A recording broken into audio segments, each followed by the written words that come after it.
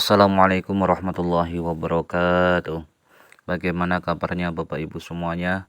Semoga dalam keadaan sehat walafiat dan tetap semangat dalam belajar.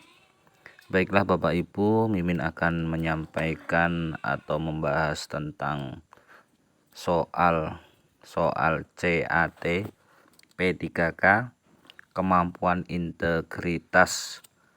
Silahkan disimak baik-baik. Nomor 1. Ketika tergesa-gesa dalam perjalanan menuju kantor, Anda melihat ada kejadian kecelakaan. Yang Anda lakukan adalah titik-titik. A. Menolong dan mengobatinya. B. Menolong kemudian membawa ke rumah sakit. C. Tidak peduli.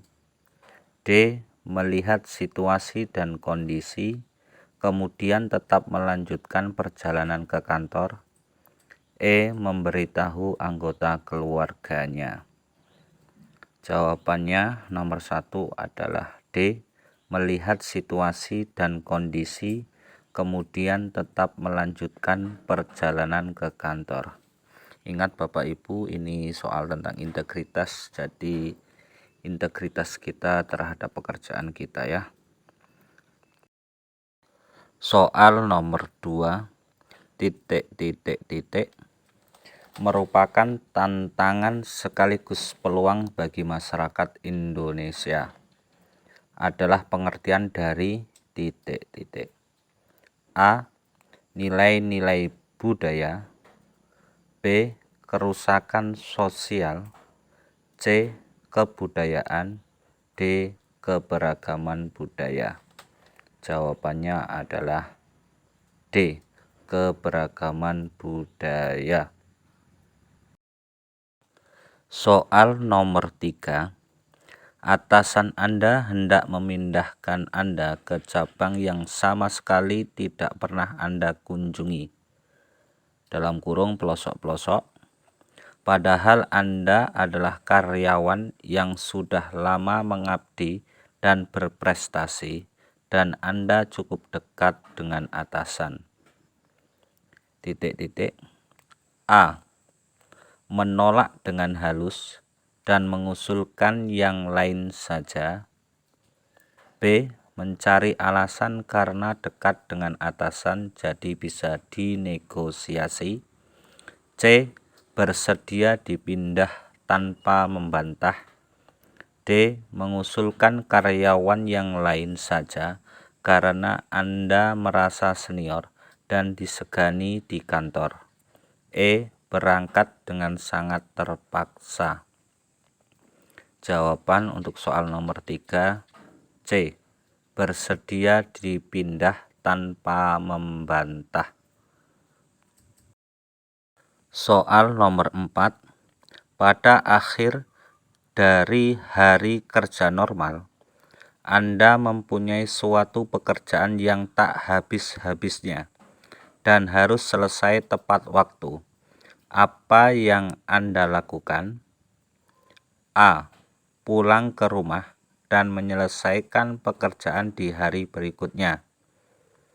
B. Menyelesaikan pekerjaan tapi meminta uang lembur.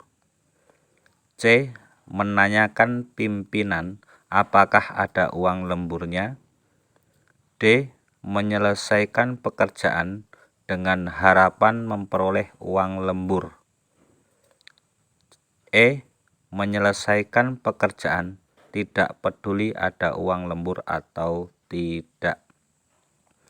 Jawabannya adalah E. Menyelesaikan pekerjaan tidak peduli ada uang lembur atau tidak. Soal nomor 5.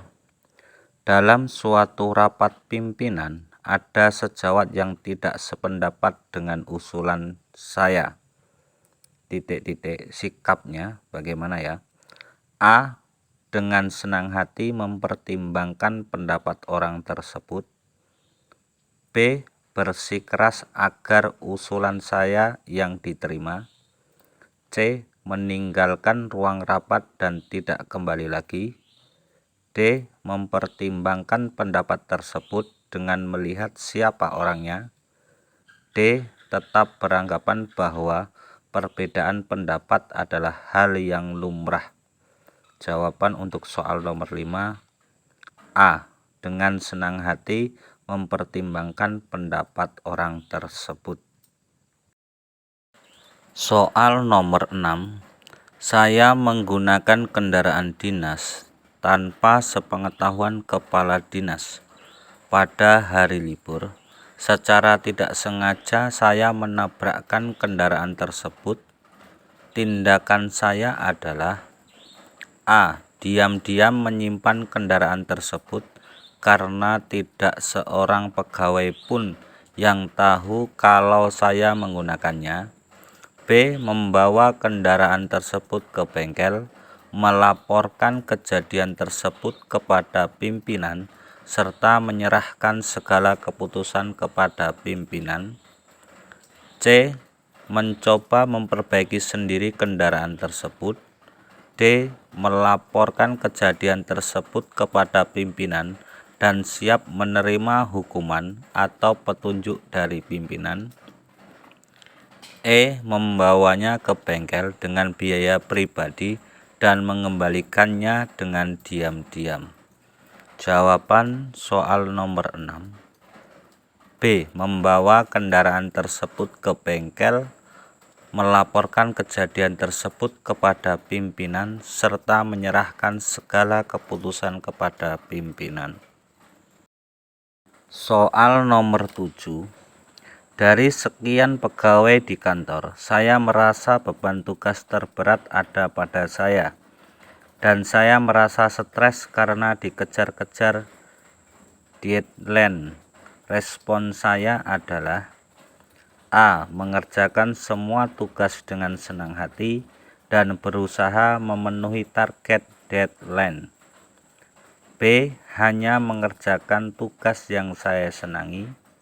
C. Mengkonsumsi obat suplemen agar mendongkrak tenaga saya untuk menyelesaikan semua tugas.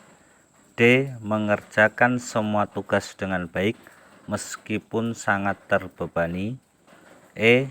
Mengerjakan semua tugas-tugas setengah-setengah saja, yang penting sudah dianggap bertanggung jawab. Jawaban untuk soal nomor 7 yaitu D. Mengerjakan semua tugas dengan baik meskipun sangat terbebani. Soal nomor 8. Saya ditugaskan pimpinan untuk menjadi notulen dalam rapat Badan Pertimbangan Jabatan dan Kepangkatan. Respon saya adalah A. Berusaha menghindari rekan yang membujuk untuk mengetahui hasil keputusan rapat. B. Dengan bangga saya akan menceritakan kepada rekan sejawat saya hasil keputusan rapat. C. Memberitahukan anggota keluarga tentang hasil keputusan rapat. D. Memberitahu sahabat saya di kantor tentang hasil keputusan rapat.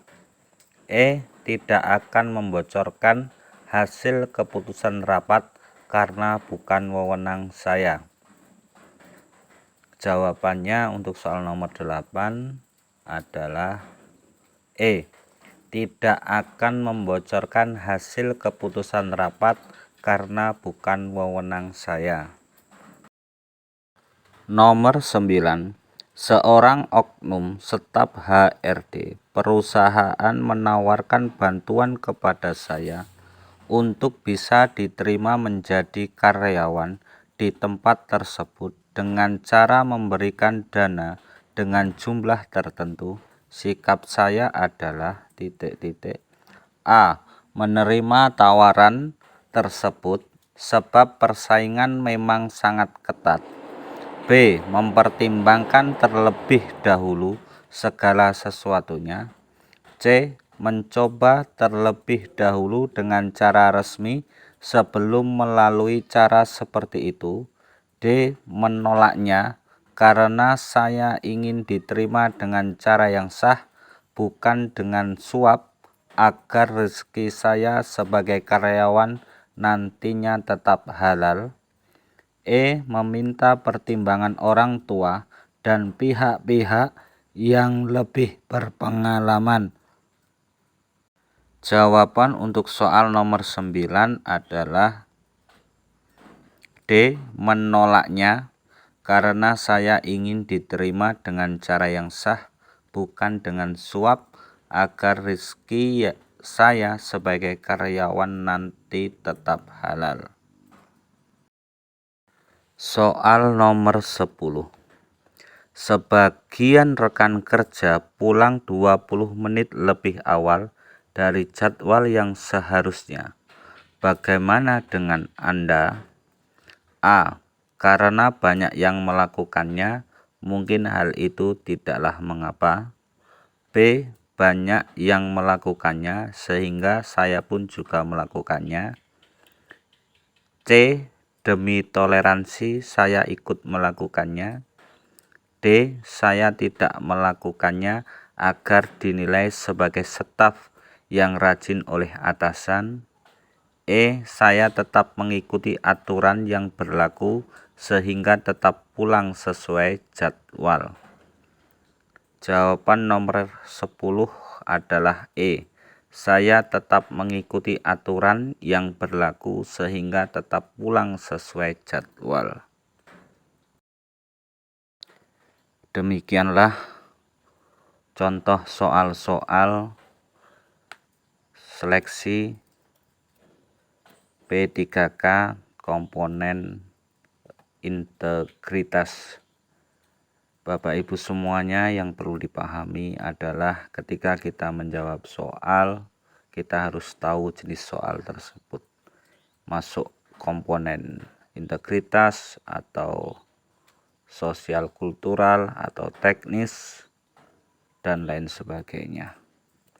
Mudah-mudahan bisa menambah wawasan dan pengetahuan, dan mudah-mudahan hajat Bapak Ibu terkabul. Mohon maaf jika terdapat atau kurang pas, bisa didiskusikan di kolom komentar. Terima kasih. Wassalamualaikum warahmatullahi wabarakatuh.